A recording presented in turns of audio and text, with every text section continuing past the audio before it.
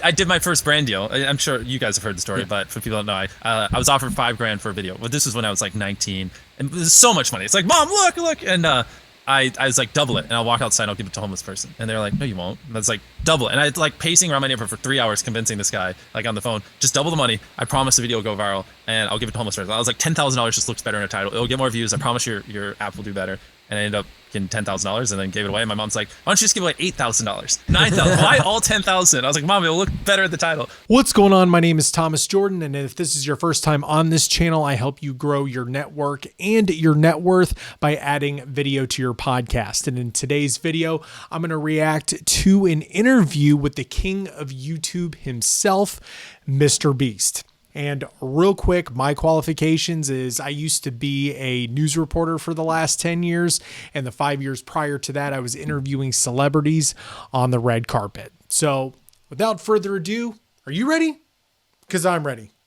Let's go. All right, so I have a question for you. Can you describe to everyone watching where we are right now? Yes. So I got a mic on so I can move around a little bit. Yeah. I just bought this brand new studio and 100 acres of land around it. This is where we're filming all our videos going, not all, but all our indoor shoots going forward. I mean, ask me more questions. There's so much to talk about. It's impossible. How much did this cost, and how long in the making has this been? So the land around it, obviously the studio, the renovations and everything, and obviously we don't pay it all up front, but in total it'll cost over $10 million. But it's probably not a good way to start it. $10 million? You saw, I think it's Colin, his reaction. He was just kind of like a little bit surprised, but if you're just starting out as a creator, $10 million, I mean, that doesn't even seem like it's in the foreseeable future. And it's just, God, to have that kind of a budget to rent that kind of a warehouse, it just, I can't imagine what I would do with that money. But that is ridiculous. And the fact that he says it so calmly is, it's something. Much explanation. People don't, it seems excessive. Why would you just buy this? You know what I mean? Like the reason we bought this is because of, you know, I've spent the entire day explaining to you. We had office and a bigger office and a studio, then a bigger studio, then a third studio. And then and now it's consolidating. And it's like, it's a weird way to start it because now it just sounds like I'm being expensive and lavish for no reason when there's a strategic reason why. You know what I mean? Yeah, I mean, you started in your bedroom, right, at the cost of zero. Exactly. But still, I'd love to work our way up, not just go, hey, look at this, because now I just seem like some dumb rich YouTuber. You know what I mean? It's interesting because this kind of goes back to what I was saying about how calm he was. When did you become so comfortable with money? Just to throw out that kind of a number to the average person is just an absurd amount. So when did you start getting comfortable just throwing millions of dollars around without being stressed out or losing any type of sleep? Not only are we here in your brand new studio, but we're here in your hometown. Yeah. And I think that's been one of the most interesting things to experience is spending a day with you here, even spending time with your mom. Even some of the places. Context. That's a fun sentence. But even spending time here in your hometown, like we've met people who grew up with you, which is really interesting. Like everyone asks us, like I think people know that we're from out of town. So like, hey, what are you guys doing here? Yeah. And we're like, oh, we're filming, some content. They're like, oh, MrBeast. And we're like, yeah. They're like, oh, I played baseball with him. Really? And it's really interesting to meet people and recognize like you are still in your hometown. Exactly. And a lot of people who are from small towns in the U.S., they think like I got to get out of this town to find success. So why did you stay in this town, and how do you think you found success staying here? Honestly, it really was easier to just stay here. As I started making the videos bigger and bigger and hiring people, and I got warehouses and studios, like you get so anchored down, like, well, you're just gonna relocate all your employees to LA and buy a studio space there that costs 10 times more. Why? You know what I mean? Like, what are the negatives of being in a small town? I would argue with the internet and things like Zoom, where you can talk to everyone, and we're so interconnected. Like, there really is no need to pay 12% more tax because of, what is it, state tax in California, and then on top of that pay like 3 to 5 times more for rent and all this other stuff. It's almost silly to be there for people in our position. Did it ever cross your mind though that maybe you were missing out on an opportunity to collaborate? Like, not really. Never. No, I mean, if you're good enough friends with someone, they'll come down. Like you guys came down here. You know? Right.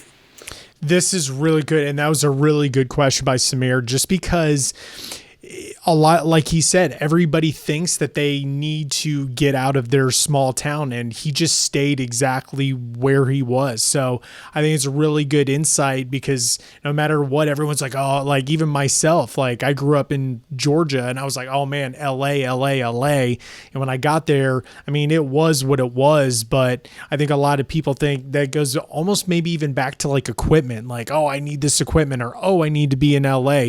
And the fact that he just stayed there, and and everybody knows who he is now, I think that's awesome. Or I could just fly there when I need to. That plug's gonna annoy me. It's dead now. Thank you for getting rid of it. But like if I really want to hang out with someone, they can just come down. You know what I mean? It's like a 4-hour flight. Yeah, I actually think on the inverse, spending the day with you and like shadowing what at least half a day looks like. I don't even think we saw your full day. We met up with you in the middle of the day. That's true. Yeah. And real quick, this is like a dream. The fact that they went out to him and basically did kind of like a traveling podcast type thing, I think is the coolest thing. To have that kind of a budget to just fly around and talk to different creators, professionals, anybody who's making video or using video in their business, to me personally, and to maybe a lot of you, is the dream. So the fact that they got to spend the day with him and his family, and especially to build that rapport, so you can add like everybody's more comfortable, everybody is more laid back, and it's just like you can maybe even ask questions that you normally couldn't ask if it was like a rushed interview. Because like I said, you build rapport with that person. You know, it's almost like an extended pre-interview process. So these guys are super lucky. Boom, boom, boom. We were going like thing to thing to thing. And I think what I realized was being somewhere like this, the positives actually outweigh the negatives so much in that there's so much focus. Agreed. And you are like, you're really moving from thing to thing to thing. Like, I think we watched you workshop about 4 videos in such a short amount of time. Yeah. And that I thought was one of the most interesting things. And just sitting there in those meetings, understanding how you're thinking about what needs to happen. And then additionally, having the facilities and the team members who are ready to custom make things for the stories. Mm-hmm. Like, I don't know if people realize, I didn't realize, and I've been watching your videos, I've talked to you, we've interviewed you. I didn't realize that every set is like custom built for the video based on This is a great question as well. This is one of my questions that I always ask as well, is I'm so curious about people's process. And he got to sit down with MrBeast and his team to really see how it works. I would imagine that it's almost like a movie set. There's probably project boards everywhere. And I'm guessing project managers and MrBeast, you know, they have the idea and they create whatever the process is. That is the most fascinating thing to me, is just to get inside his head. And because you can watch all the videos you want in the world, everyone's got their opinion, but to somebody who is at that level, to see how they think and why they think, man, that's, like I said, the process is just so fascinating. And you would think that, okay, let's reuse that, or let's see how many videos we can film in this set. Gotcha. But you know what I mean? Like, it's just like, it's part of the story. Great. So you started in your bedroom. Yep. At what point did you start investing into the videos at a different scale? Great question. Literally, put on me. So this is a great question. I know he's about to drop a value bomb, but it's like, instead of, and I think a lot of new creators, and this applies to podcasters as well, is once you start making money, is to reinvest it back into the business and not blow it on some, Gucci shirt or Gucci shoes or a Lambo. Everyone wants the Lambo. It's like, put it back into the business. And he's about to touch on this and why right here. The entire time. When I used to make like $1 a day, I saved up for months and I bought a microphone, way worse than this microphone. And then I saved up for like half a year and I bought a computer. I the whole time I was like recording on my iPhone. So I was recording and editing on my iPhone when I first started, and then I got a microphone you could plug in. Then I got a computer to edit on. And then after like 2 years of just filming on my phone, I had 100,000+ subscribers, but I still didn't have a camera because those things cost like $1,000. Or I was stupid. I didn't realize you could buy like a G7 X for $400. So then I bought a camera, and after that I bought monitors for my computer, and I just kept going and reinvesting. And then I tipped pizza delivery people $100, and then I tipped a homeless man $10,000, and then gave away cars, gave away houses, and last hand take hand off $1 million keeps it, and basically the entire time. So like for the last like 8 or 9 years, like every dollar I've made, I just spent it the next month in content, and I just did that every single month, and it just kept getting bigger and bigger, and here we are. You give away millions of dollars now, $500,000 at a time, like large sums of money. But when you first started giving away $5,000 or $10,000, it's first started with $100, literally like even less than that, like donating like $10 to Twitch streamers and stuff like that. But like the first real IRL one, I would order a pizza and I'd tip $100. I think I did like 3 in that video, so it was like $300. But when it gets to 10,000, that's when I think the people, and I would imagine people around you, like your mom, are probably like, Jimmy, what? Yep. Are you sure about that? Exactly. Like, what was her reaction to that? Well, so I did my first brand deal. I'm sure you guys have heard the story, but for people who don't know, I was offered $5,000 for a video. But this was when I was like 19, and it was so much money. It's like, Mom, look, and I was like, double it, and I'll walk outside and I'll give it to a homeless person. And they're like, no, you won't. And I was like, double it. And I like pacing around my neighborhood for 3 hours convincing this guy, like on the phone, just double the money. I promise the video will go viral and I'll give it to a homeless person. I was like, $10,000 just looks better in a title. It'll get more views. I promise your app will do better. And I ended up getting $10,000 and then gave it away. And my mom's like, why don't you just give away $8,000, $9,000? Why all 10,000? I was like, Mom, it'll look better at the title. See, and this is another thing. This goes kind of back to the process of what I was talking about is how would he know that?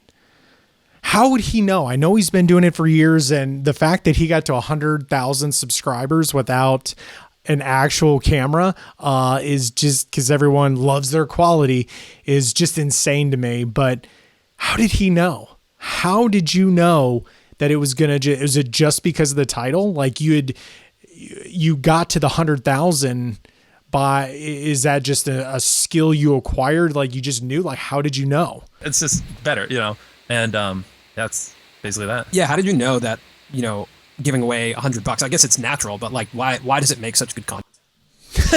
See, this guy, dude, these guys are good. These guys are good. Like even when I want to say poor. I don't want to over dramatize my story. Like, we weren't ever that poor, but I didn't have as much money. If I saw a homeless person, I would, open my wallet and give them almost all the money I had. It's just fun, because then you see the reaction, their face light up, stuff like that. And so it kind of was just something I always enjoyed because there were so much easier ways to get views back then than like having to give away money and less stressful stuff. But I just enjoyed it. And I thought it was interesting to see people's reactions and like to try to they're expecting $1 and you give them 100 and they're like, oh my God, Yeah. So it's kind of like a mixture of what I thought was interesting, but also what I enjoy, if that makes sense. Were there other people when you were growing up making YouTube videos? Around me? Yeah. No. Real quick, I would love to know. He said he was walking around talking to this guy for 3 hours. I would love to know what they were talking about and what his objections were and how he kept him on the phone for 3 hours, what he said, and just how he just convinced it. Like, what was the last thing he said?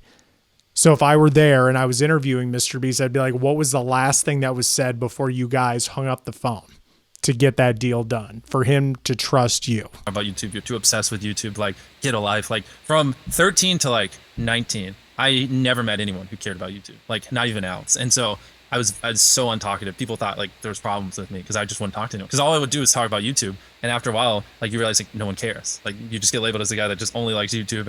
And so I kind of just didn't talk at all. And see, this is interesting too, because if he's in a small town and everyone already thinks he's crazy and talking about YouTube, no one understands it. So people are just constantly putting him down, being negative, being like, why are you doing that? You're not making any money.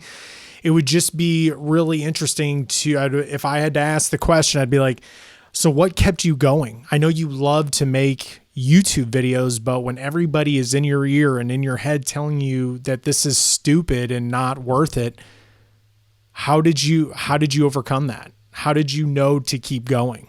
What kept you going? 18. And that's when I started meeting a few other YouTubers online. And I realized I'm not a freak. I'm just obsessed with YouTube, and that's okay. You just got to find other people that are like that. Most people want to talk about South Park when you're younger, or when I was younger, or cartoons or whatever. And I back then was figuring out how to drop ship or how to better edit a video or stuff like that. Bring that up at a high school lunch table. Well, I guess now people care. Yeah. Bring that up at a high school lunch table 10 years ago and see what they say. They're like, "What the f are you talking about?" What's interesting is I went back and I did this a while ago, but I did it recently again, where I go to oldest uploaded videos on your channel. You have some videos that are actually kind of similar to the videos we make, where you were talking about other creators and how they were growing. Yeah, back when I did Call of Duty commentaries. Yeah. So you would play Call of Duty and then you would talk about other creators. I thought that was really interesting to watch. Studied so hardcore. I don't remember the YouTuber's name, but some YouTubers ad revenue, he was hacked and it was leaked, and it showed that he made $300,000 over 3 years. And I made 2 videos on that, and I was just so shocked. I was like, guys, and I remember telling everyone I know, and they're all like, who cares? I was like, guys, YouTubers can make money. Yeah. I thought it was just cool to be. Did you know they can make money? I'm like a stupid teenager. Wait a minute. He was making reaction videos to gameplay that he liked. I'm one of those weird guys that can sit here and watch 4-hour interviews and just take notes. I mean, I've literally got on this interview, I've got 2 pages of notes on just interviews alone. So it's just interesting. Did I have the same idea as MrBeast? Who knows? I was like, how is this possible? I was like, that's so much money. That's more than my mom makes, in so many years. And I was mind blown by it. And like I would find stuff like that and just make videos on it because I thought it was cool. And some of those, like you were uploading Minecraft videos, Call of Duty videos. Did you have like a community when you first started uploading? Like, did you notice people in the comments that were the same people? Not really. No, there's like maybe like 2 or 3 people that would comment on each. And back then, which I think small YouTubers should do, is I would reply to every single comment. And so I think a few people caught on that I would always reply. And so some people would just be like, I wonder how long it'll take for him to reply. And like, so that was a lot of my comments when I was smaller, but at least it kept him coming back. And it's like, it got to the point though where I was getting hundreds a day and I was like, okay, like maybe I shouldn't spend an hour a day doing comments. And so I dialed it back. What type of content did you start? Real quick, it's interesting that he said that he started to reply to all comments because Gary Vee said something very similar. And ever since he said that, I'd go back and look to see a lot of creators who had a bigger following to see if they replied to every comment, and they don't, or a majority of them don't. So for him to know that back then and just to do it.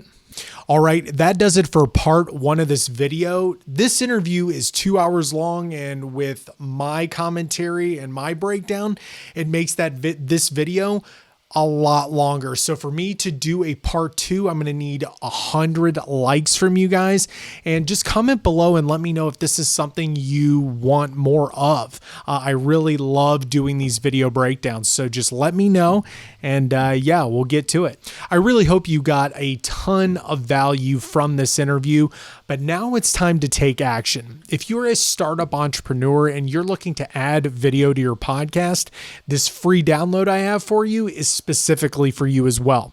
It's a list of my top 25 podcast interview questions that will make you sound like a pro and keep the conversation as natural as humanly possible without being stuck in your own head thinking of your next question. And if you've done any type of interviews or anything like that, you know exactly what I'm talking about. The link for that is in the description, and we'll see you next time.